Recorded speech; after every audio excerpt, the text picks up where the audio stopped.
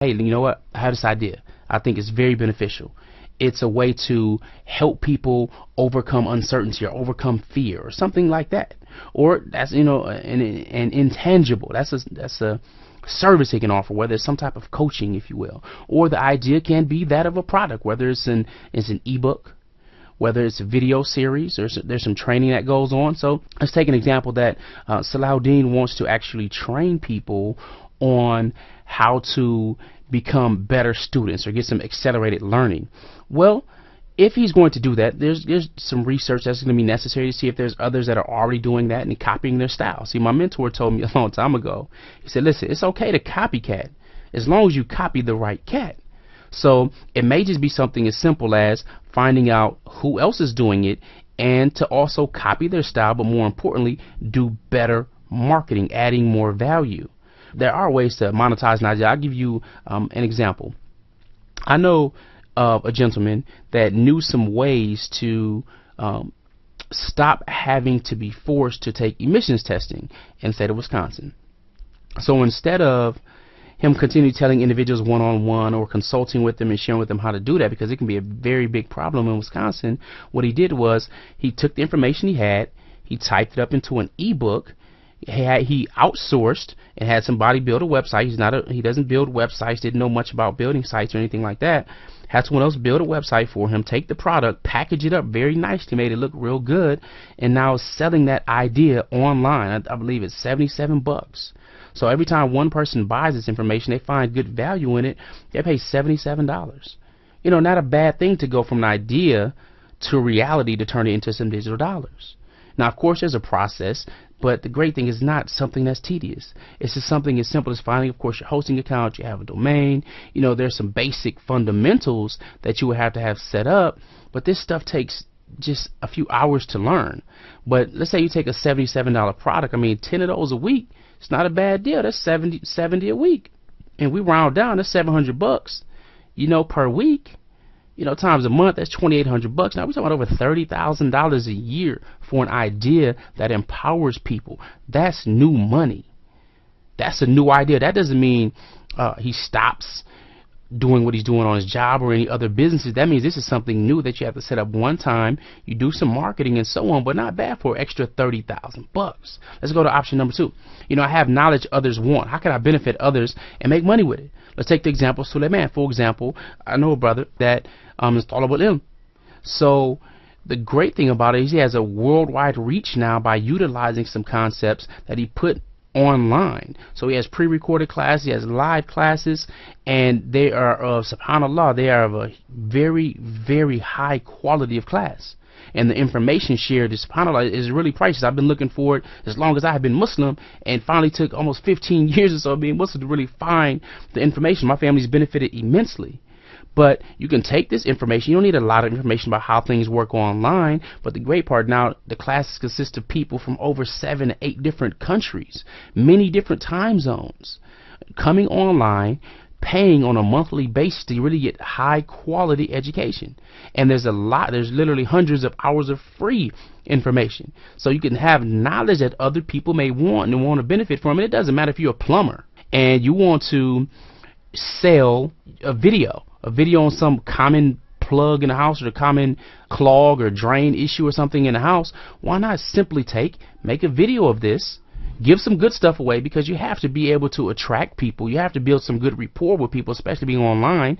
Give them some good free stuff. Sell a product for 30, 40, 50 bucks. Now this can sell across the country as opposed to your locality where you're limiting yourself. Again, old knowledge told us, listen, if you're a medical doctor, you can deal with one patient at a time. Online, you're unlimited. Okay, so 24 hours a day, 7 days a week, someone could be purchasing a product from you, a service from you, signing up with you, as long as you provide value. And of course, we really stress value from Muslim Money Man, because it takes something from you, a derivative of you, if you will, using that financial term, a derivative of you, your knowledge, your information, that empowers other people, that in turn you can turn into some digital dollars. Now here's the other part. I don't have a specific knowledge or a superb idea. Can I actually make money online? Ruqayya, well, the good thing is this.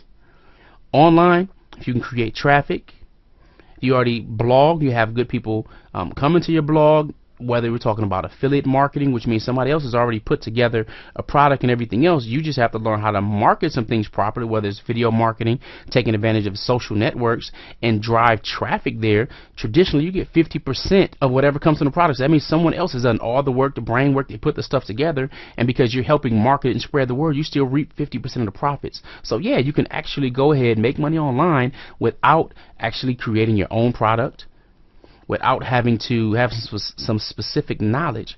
Not a bad deal. And I personally have mentors that have 6-7 figures a year without their own product, but they have knowledge on how to get people in front of the information that they find valuable, and they reap great rewards from doing that, being that middleman, being that connector. So alhamdulillah, 3 things that we want to achieve here at Muslim Money Man is 3 things. Number 1, we want to empower Muslims, to help them raise their financial IQ. And we want to do this before we go, because in translation, Allah Ta'ala says in Quran, what could mean every soul will taste death, then to us you will return. We know that we are going to return to Allah, but there are a couple of hadith that are really, really huge. And subhanallah, just to read the translation very briefly, in Sahih Muslim, it's reported the Prophet ﷺ said that all good deeds stop after death but 3. That's a righteous son that prays for you, an ongoing charity, money that you spent that continues to benefit people, all right, and knowledge that continues to benefit the people after you're gone. So these 3 things will be beneficial to you after your death, should you leave them.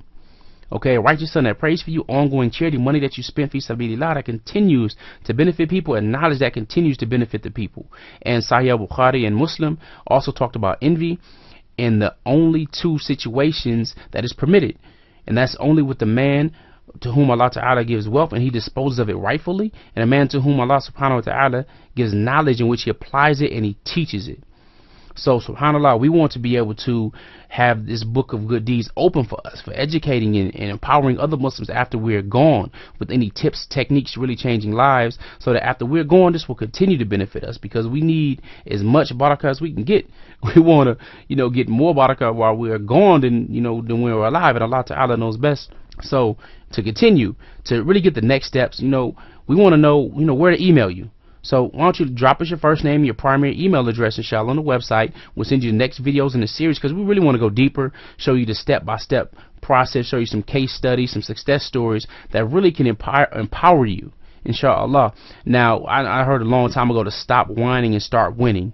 So I decided to take responsibility as opposed to placing blame. So with the program intensives that we have going on, the case studies that are going to be broadcast all over the world, subhanallah, we've done it before, and this time we're focusing at Muslims in particular all over the world. So inshallah ta'ala, if you want to become part of that, you want to go ahead and change your financial IQ, you want to raise your financial intelligence during this time, and really recognize that some of the things that you may have been told were told not necessarily to benefit you, but to benefit the powers that be, to continually have us paying a lot more in taxes, be victims of inflation, and to think that savers actually win when actually savers are losers, because they don't understand money. So with that, inshallah, go ahead, put your information in. We want to send you some more free videos, and check out the free information at MuslimMoneyMan.com. This is Nadir bin Nasib signing off. Alhabbuka lillah. Assalamu alaikum wa rahmatullahi wa barakatuh.